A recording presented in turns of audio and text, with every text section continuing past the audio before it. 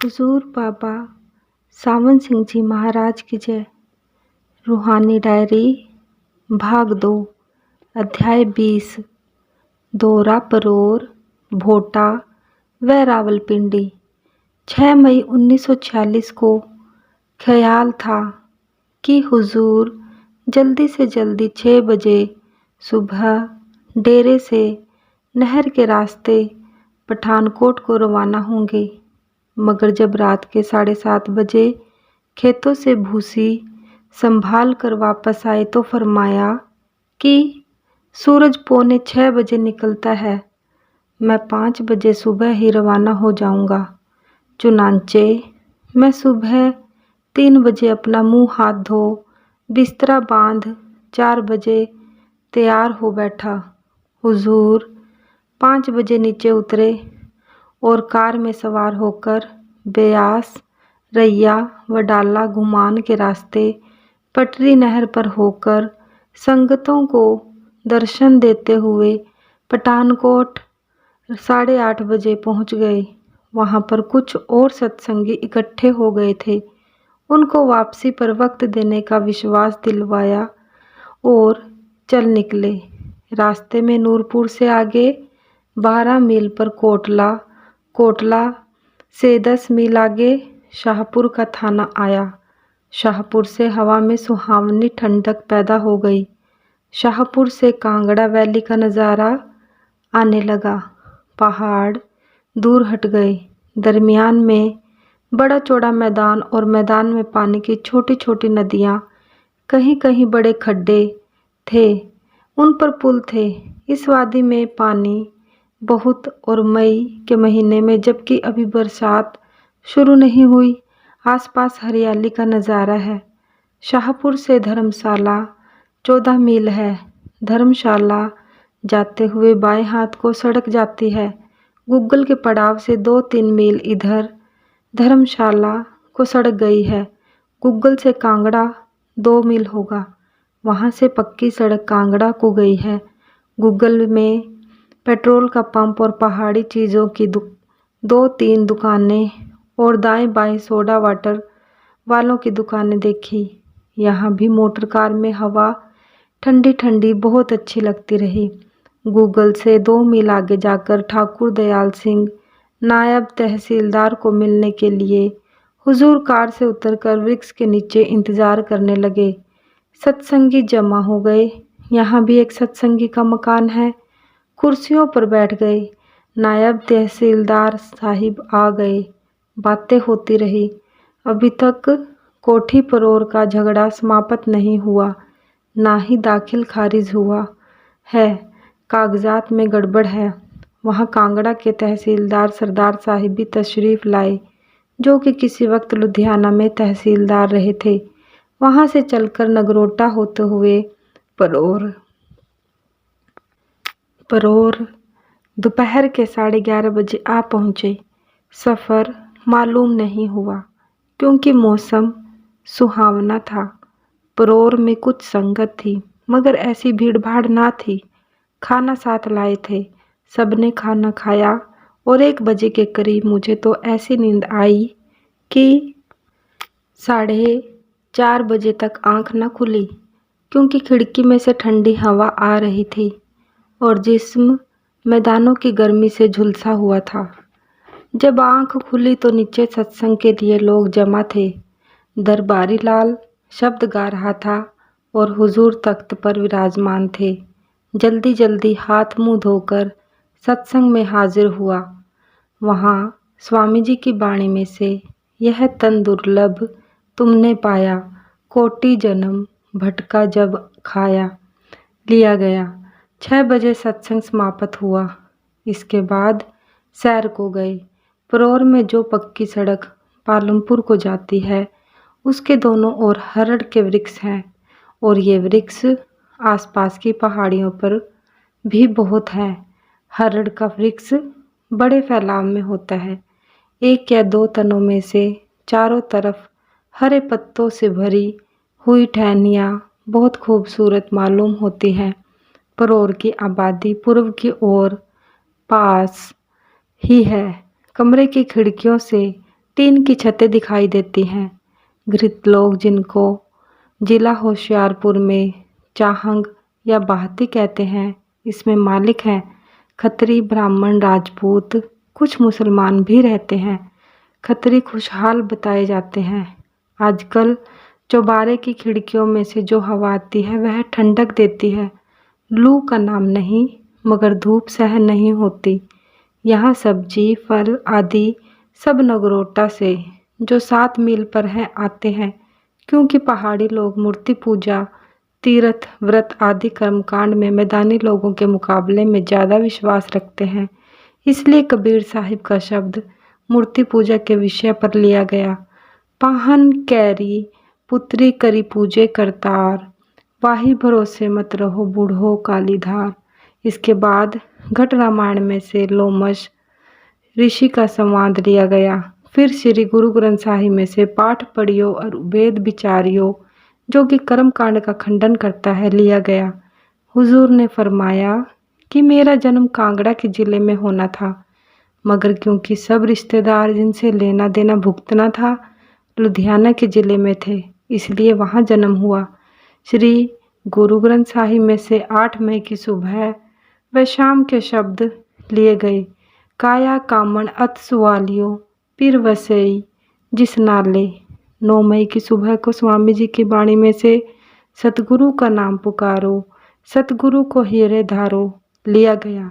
और श्री गुरु ग्रंथ साहिब में से दर्शन भेटत पाप सब नासे, हर्ष दे मिलाई, मेरा गुरु परमेश्वर सुखदाई लिया गया। 8 मई की शाम को बहुत दूर तक पालमपुर की सड़क पर सैर को गए। पालमपुर जब 8 मील रह जाता है तो एक दुकान आती है। वहाँ से आगे एक पुल बड़े नाले का है और यहाँ से बर्फ़ से ढका पहाड़ दिखाई देता है और खूब ठंडी हवा चलती रहती है। परोर की कोठी पर ऐसी हवा नहीं मिलती, क्योंकि वह कोठी तीनों तरफ से ऊंचे ऊंचे पहाड़ों से घिरी हुई है। कल सुबह 8 बजे से पहले पहले भोटा की रवानगी है। परोर में संगत 500-600 से ज़्यादा न थी। यहाँ के लोग मूर्ति पूजा करने वाले और ब्राह्मण धर्म के अनुयायी हैं। ये लोग ब्रह्मा, विष्णु और शिव की मूर्तियों की पूजा करते हैं। अगर ब्रह्मा, विष्णु और शिव को ही पूजना था तो चाहिए था कि योग अभ्यास करके शरीर के अंदर उनकी खोज करते। ब्रह्मा इंद्रिय चक्कर में, विष्णु नाभि चक्कर में और शिव हृदय चक्कर में रहते हैं। मगर जितने भी देवी देवता हैं वे सब जीव कोटि में हैं, अर्थात सब देवताओं की गिनती भी हम इंसानों की तरह जीवों की श्रेणी में ही होती है। जीव क्या है? कर्मबद्ध आत्मा जीव है, यानी जो आत्मा कर्मों से जकड़ी है वही जीव है।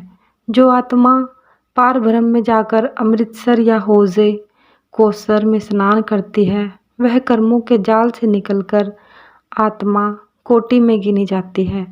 उसको हंस कहते हैं। देवी देवता और इंसान निचली श्रेणी में शामिल हैं। फिर उनको पूजना कैसा? उनको भी अपने कर्मों के अनुसार नरक, स्वर्ग और 84 में जाना पड़ता है। इसलिए कृष्ण जी महाराज ने उद्धव से कहा कि हे उद्धव, यह जो कीड़ा चला जा रहा है यह कई बार इंद्र, कई बार ब्रह्मा, कई बार शिव हो चुका है। बल्कि संत तो कहते हैं अवतारों को भी धर्मराय के दरबार में कभी कभी अपने कर्मों का हिसाब देने के लिए जाना पड़ता है। आजकल मैं द वॉइस ऑफ साइलेंस, जिसकी लेखक HP ब्लेवाट्स्की मशहूर थियोसाफिस्ट हैं, पढ़ रहा हूँ। उन्होंने अधिकतर बौद्ध धर्म की वास्तविक शिक्षा के आधार पर यह पुस्तक लिखी है और ब्रह्म तक 7 शब्द वर्णन किए हैं, जिनका वर्णन इस तरह किया है। बुलबुल की आवाज़, झांझ की आवाज़, नाकुश की शंख की आवाज़, वीणा, बांसुरी, नकारा, बादल की गरज। यह वर्णन वास्तव में स्पष्ट नहीं है, क्योंकि सहस्त्र दल कमल में 10 प्रकार की आवाज़ें उठती हैं।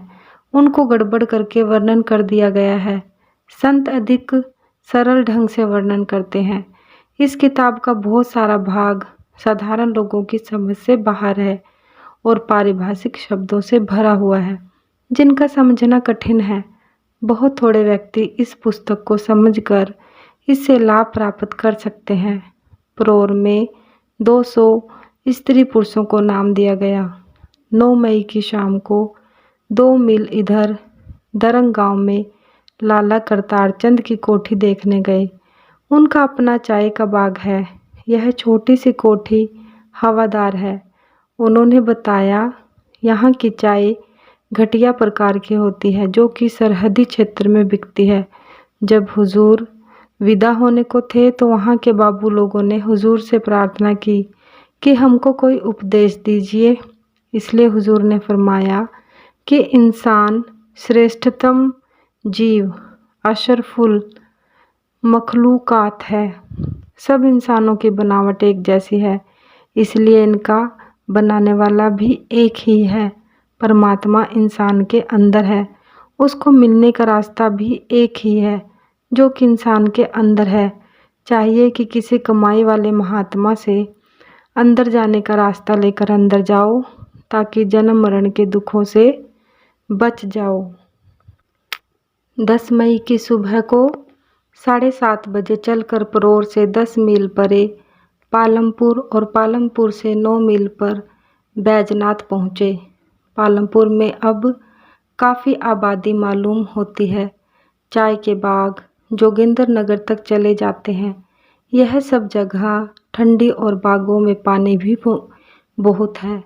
सब चीज़ें मिल सकती हैं, मगर लोग ख्याल करते हैं कि पानी बादी है।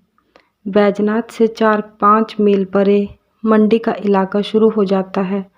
वहाँ से 5-6 मील पर एक जगह पर, जिसको वहाँ के लोग सूखा बाग कहते हैं, रियासत मंडी में है, कई सत्संगी स्त्री पुरुष एकत्रित थे। वहाँ हुजूर मोटर कार से उतरे और उन दूर स्थान के लोगों से परमार्थ की चर्चा करते रहे। महाराज जी ने पूछा कि सत्संग किया करते हो? ताकीद की कि सत्संग अवश्य किया करो और भजन सुमिरन भी किया करो। मरने के समय भजन सुमिरन के अतिरिक्त और कुछ साथ नहीं जाता। सारा मैदान जोगिंदर नगर तक बहुत हरा भरा खूबसूरत मालूम होता है, मगर गरीबी का जोर है क्योंकि यहाँ अनाज नहीं होता। यह जगह समुंदर तल से 4279 फुट ऊंची है और यहाँ से जोगिंदर नगर 8 मील पर होगा।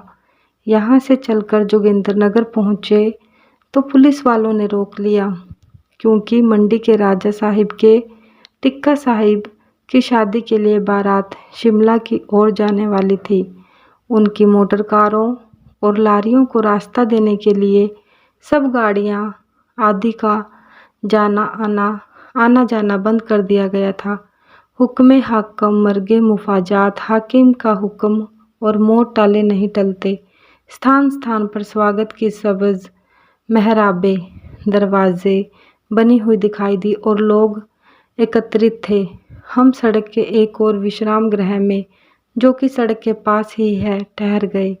उसके बरामदे में ठंडी हवा आ रही थी। वहीं पलंग डालकर हुजूर विराजमान हुए और बारात की प्रतीक्षा करने लगे, क्योंकि कहा गया था कि बारात 11 बजे तक यहाँ आ पहुँचेगी और यहाँ खाना खाने के लिए रुकेगी। उसके आते ही सड़क आने जाने के लिए खुल जाएगी। मगर पता चला अभी तक बारात मंडी से भी नहीं चली। बिजली घर से एक सत्संगी पुलिस का हवलदार हुजूर के आने की खबर सुनकर आ पहुंचा और हम सबको बिजली घर दिखाने ले गया। 3-4 मील ऊपर पहाड़ पर से दो बड़े बड़े मजबूत लोहे की पाइपों द्वारा नीचे गिराया जाता है। इससे बिजली के डायनेमो चलते हैं जहां पानी गिरता है, और सब जगह छत कर 2 मंजिली 3 मंजिली इमारत बहुत मजबूत बनाई हुई है। इस इमारत में बिजली को पैदा करने, एकत्रित करने और बाहर भेजने का प्रबंध है। सबसे ऊपर की मंजिल में स्विच बहुत से लगे हुए हैं। कोई मंडी की ओर बिजली भेजता है, कोई किधर और कोई किधर, और मीटर लगे हुए हैं। आवश्यकता अनुसार सब जगह बिजली भेजी जाती है, सबका हिसाब रखा जाता है। जोगिंदरनगर में आबादी केवल बाबू लोगों व बिजली विभाग के अफसरों की है। जगह ठंडी और हरी भरी है। यद्यपि धूप सख्त है, परंतु अंदर कमरों में हवा अगर चलती हो तो ठंडी व सुहावनी लगती है। बिजली घर से वापस आकर हम सब ने खाना खाया, फिर लेट गए। बारात 2 बजे के करीब आई तो हमें आगे जाने की छुट्टी मिली। चुनाचे हमारी कार और एक कार मनाली कुल्लू को जाने वाली और एक लारी आगे रवाना हुई। वहाँ से 9 मील पर पुलिस का फाटक आता है, जहाँ की डलहौजी की सर्विस की तरह दोनों ओर की गाड़ियाँ एकत्रित हो जाती हैं। वहाँ से आगे मंडी शहर तक बिना रुकावट के चले गए। आसपास के पहाड़ कच्चे और नंगे, गर्मी का जोर, सड़क नीचे ही उतरती चली गई। कहीं कहीं लू के झोंके भी महसूस हुए। यद्यपि पानी के झरने रास्ते में कहीं कहीं नजर पड़े और कहीं कहीं सूखे हुए गेहूं के पौधे, जिनके ऊपर से गेहूं के दाने वाली बालियां काट ली गई थी। मगर सारा इलाका सूखा और बंजर था। जनसंख्या कम नजर आई। यह जगह कोई सैर करने योग्य नहीं। हाँ, जो लोग कुल्लू या मनाली जाना चाहते हैं उनको ज़रूर इस शुष्क इलाके से गुजरना पड़ता है। मंडी से 6 मील इधर दरिया ब्यास एक तंग स्थान में से 2 पहाड़ों में से गुजरता नजर आया। एक किनारे से दूसरे किनारे तक पत्थर फेंक सकते हैं, मगर कहते हैं कि दरिया यहाँ बहुत गहरा है। दरिया के किनारे किनारे हमारी सड़क मंडी शहर तक पहुँच गई। मंडी शहर दरिया ब्यास के दूसरी ओर है, जैसे कि शहर चंबा है। दरिया पर लोहे की रस्सों का पुल है। पुलिस वाले दरवाजे पर बैठे हैं और 1 रुपया महसूल लेते हैं। शहर मंडी भी तंग, गरीबी का मारा और वीरान सा दिखाई दिया। मकान 2 मंजिले लकड़ी के हैं। आगे जाकर कचहरियों के पास मैदान में दृश्य अच्छा है। वहाँ काफ़ी गर्मी थी। वहाँ से पेट्रोल लेकर हम सीधे जाहू या भंबला की ओर, जो यहाँ से 30 मील पर है, रवाना हुए। मंडी से 9 मील पर 2 सड़कें फटती हैं। एक सड़क बाएं हाथ की सुकैत को जाती है, दूसरी दाएं हाथ की ऊना को जाती है। यह सब सड़कें कच्ची हैं। यहाँ से आगे बहुत चढ़ाव है। नंगे व डरावने से पहाड़ पार करने पड़ते हैं। वहाँ भी कुछ खच्चरों वाले हुजूर के सत्संगी हुजूर को पहचान कर खड़े हो गए। ऐसी जगह उन लोगों को देखकर मुझे यह विचार आया कि हुजूर ने कितनी मेहनत और तकलीफ उठाकर सत्संग का इतना प्रचार किया कि ऐसी दुर्गम व उजाड़ घाटी में भी उनके सेवक मिल जाते हैं। रास्ते में भोटा से 7 मील इधर और जाहू से 8 मील पर लदरोर का कस्बा आया, जहाँ के सत्संगी बड़े प्रेमी हैं, जिन्होंने भोटा का सत्संग घर बनाने में बहुत हिस्सा लिया है। लोगों की बहुत सी भीड़ एकत्रित थी। कार से उतरकर हुजूर उनसे बातें करने लगे। 5 मिनट ठहर कर भोटा को रवाना हुए। अंधेरा होने से पूर्व ही भोटा आ पहुँचे। यहाँ हजारों स्त्री पुरुष हुजूर के स्वागत के लिए एकत्रित थे। बाजा बज रहा था। सत्संग घर की इमारत अभी अधूरी है। पश्चिम का बरामदा अभी नहीं बना, परंतु हुजूर के लिए व मेरे लिए चौबारे तैयार हो चुके हैं। गोदाम और निचले लंबे बरामदे भी तैयार हो चुके हैं।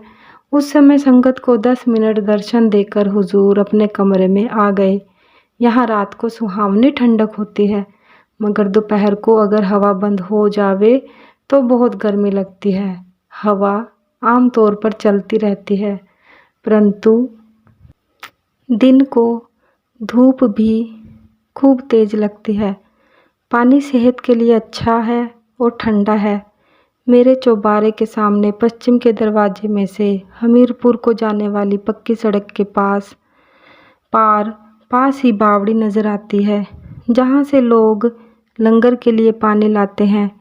इसके अतिरिक्त नहाने धोने के लिए खड्ड में पानी बह रहा है। 11 मई की शाम को दरबारी दास ने तुलसी साहिब की बाणी में से शब्द पढ़े। हुजूर सुनते रहे। फरमाया कि तुलसी साहिब ने अपनी घट रामायण में लिखा है कि हम 2 जन्मों में आए और दोनों जन्मों में तुलसी के नाम से मशहूर हुए। पहले जन्म में घट रामायण लिखी, मगर क्योंकि पंडितों का जोर था जो कि अवतारों के उपासक थे, उसको प्रकाशित ना कर सके, इसलिए उसकी बजाय 7 कांड की रामायण लिखी। उनका मतलब रामचंद्र और रावण की लड़ाई वर्णन करने का ना था, बल्कि संत मत के सिद्धांतों को प्रकट करने का विचार था। इसलिए संत मत के सिद्धांत जगह जगह रामायण में लिखे हैं। पहले भूमिका में ही नाम को ब्रह्म और राम से बड़ा बताया है।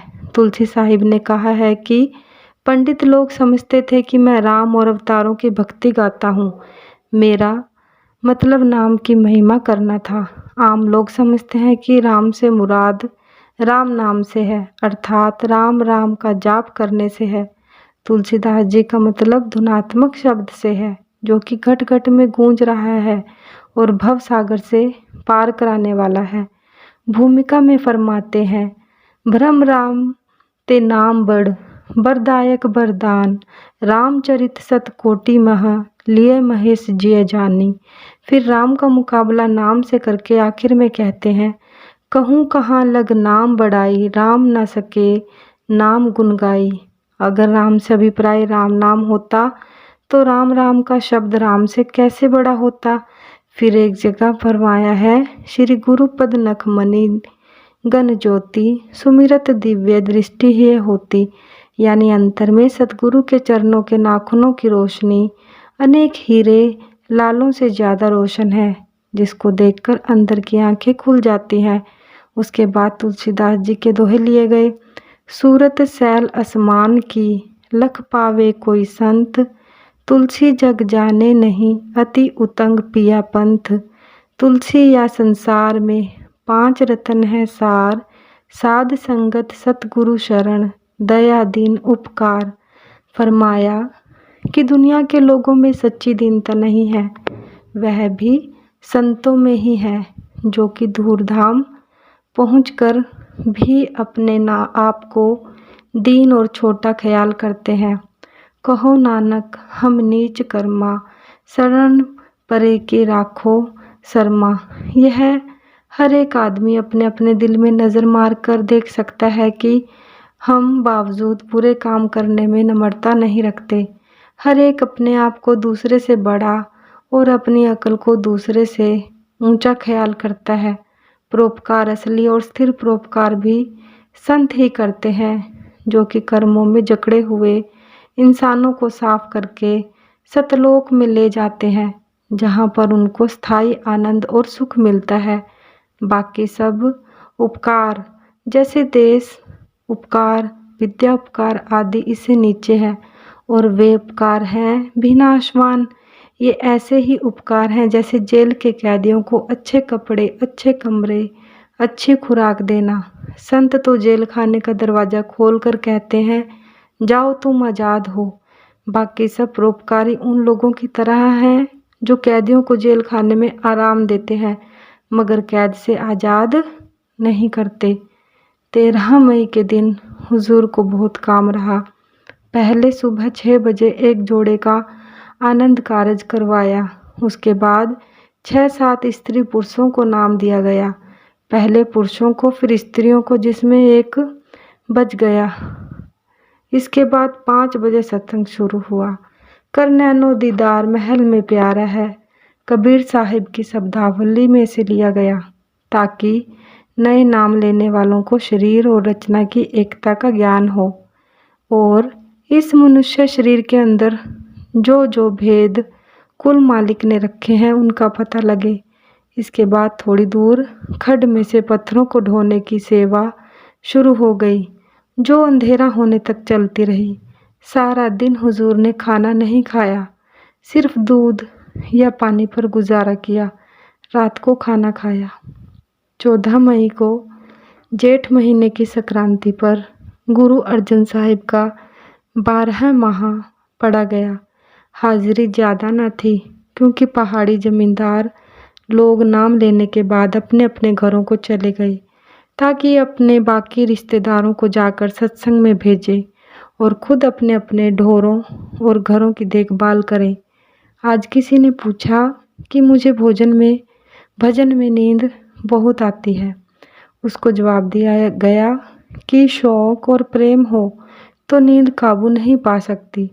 जब मन और रूह सुमिरन करके आंखों के पीछे चले जाते हैं तो नींद खत्म हो जाती है, क्योंकि नींद तो मन और रूह के आंखों से नीचे जाने की स्थिति में आती है। फिर भी हमें चाहिए कि रात को खाना कम खाएं, अभ्यास में कमर को सीधा करके बैठें। यदि फिर भी नींद आवे तो घुटने टेक कर बैठ जाओ। 14 मई की दोपहर के 3 बजे भोटा से 7 मील पर लदरौर मास्टर स्वर्ण सिंह सत्संगी की माता को, जो कि बहुत वृद्ध है, दर्शन देने गए। लदरौर भोटा से उत्तर को मंडी की सड़क पर है और भोटा से कुछ ऊंचाई पर है और भोटा से ठंडा भी है। मास्टर स्वर्ण सिंह ने भोटा के सत्संग घर बनाने में बहुत सहयोग दिया और सत्संगत की खूब सेवा की। उनकी माता ने कुछ साल डेरे में रहकर डेरे की सेवा की। माताजी ने हुजूर से कहा कि उनको शब्द खूब आता है। हुजूर ने उनको हिदायत की कि ना जीने की आशा रखो, ना मरने की चिंता करो, अपने आप को सतगुरु के हवाले कर दो, चाहे वह रखे चाहे ले जाए, और बाल बच्चों व कुटुंब का मोह छोड़कर हर वक्त नाम में लगी रहो। वहाँ लगभग आधा घंटा ठहरकर 5 बजे भोटा वापस आ गए। 15 मई की सुबह को लाला राजा राम साहिब सराफ की तार पहुंची कि वे बहुत सख्त बीमार हैं और एक दिन के लिए दर्शन दे जाओ।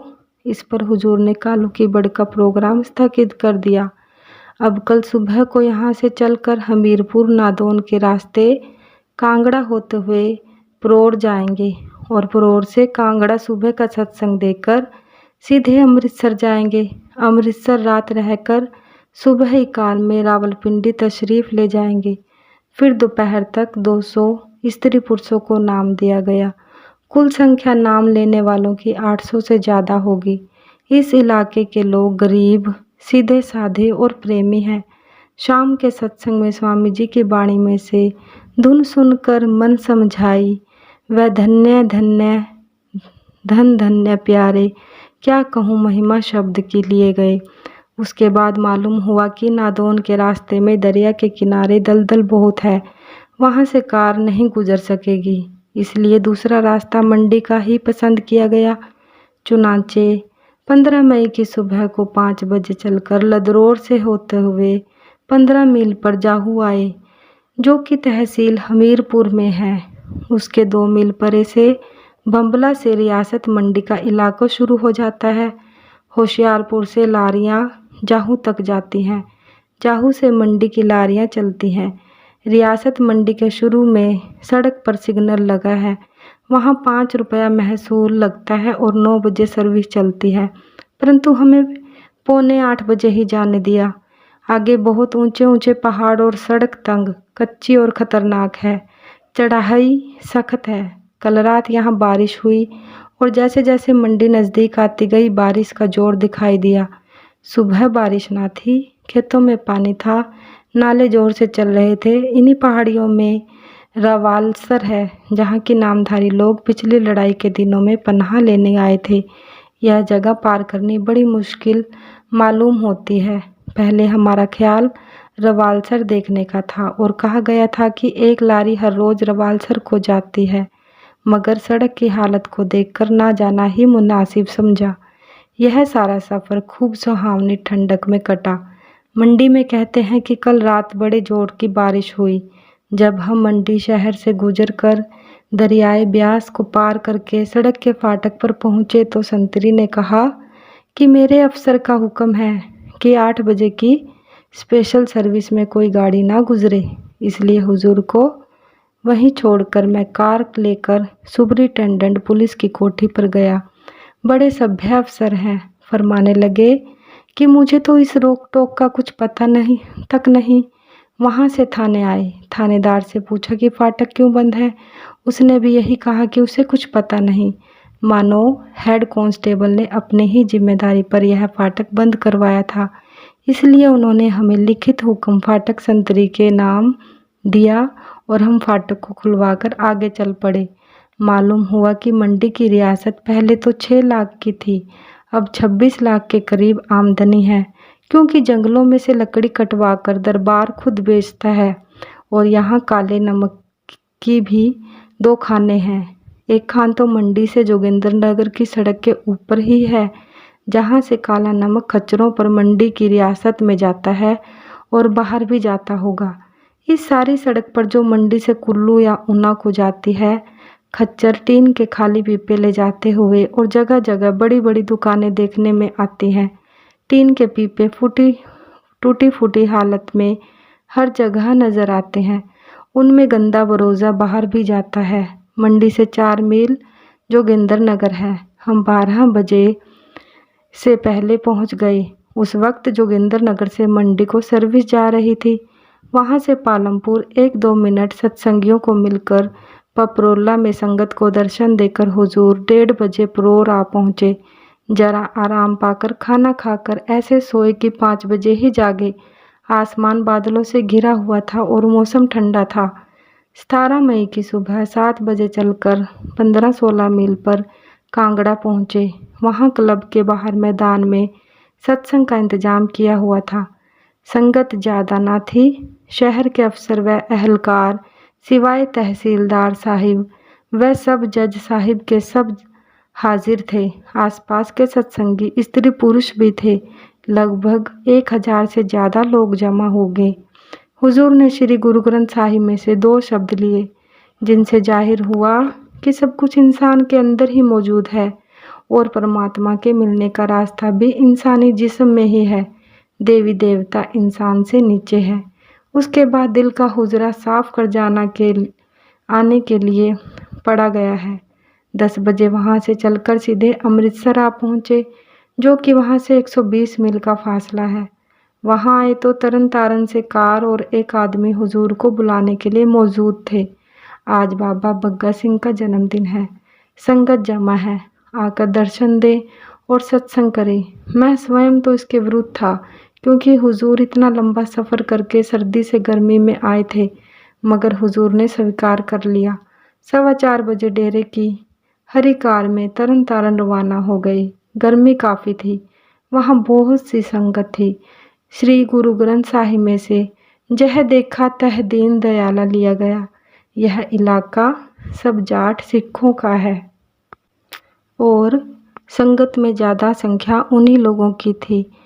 उसके बाद स्वामी जी की वाणी में से भी एक शब्द पढ़ा गया और हुजूर सीधे वहाँ से उठकर कार में तशरीफ़ ले आए और वहाँ से शाम को 7 बजे चलकर अमृतसर 8 बजे आ पहुँचे। उस रोज़ शाम को आंधी व बारिश रही। सफ़र रावलपिंडी। दूसरे दिन सुबह को 5 बजे अभी अंधेरा था। आसमान पर बादल छाए हुए थे कि रावलपिंडी को राजा राम सराफ की तबीयत पूछने को चल दिए। 6 हर्टा के पास इस कदर जोर से आंधी आई और बारिश हुई कि मोटर कार का चलना मुश्किल हो गया। कार वहीं ठहर गई। जब जरा साफ हुआ तो आगे चले। रास्ते में 6 बजे लाहौर सत्संग घर रावी रोड पर बहुत से सत्संगी जमा थे। उनके पास 10 मिनट ठहर कर सीधे रावलपिंडी 12 बजे पहुँचे। वहाँ पहुंचकर पहले लाला राजा राम की खबर पूछने गए। उनकी हालत नाजुक थी। पता न था कि कब वे शरीर छोड़ जाएं। उनको दुनिया के फिक्र भी थे। हुजूर ने फरमाया कि सब फिक्रों को दूर कर दो, मैं स्वयं तुम्हारी मदद करूँगा। फिर सिर्फ सतगुरु की तरफ ध्यान दो। इसके बाद शाम को 7 बजे से 8 बजे तक सत्संग हुआ। 18 तारीख को सारा दिन व सारी रात हुजूर रावलपिंडी सत्संग घर के पास राजा राम के घर में ही रहे, ताकि बीमार के पास ही रहे। 19 मई की सुबह 5 बजे उनकी लड़की घबराई हुई आई कि उनकी हालत ख़राब है।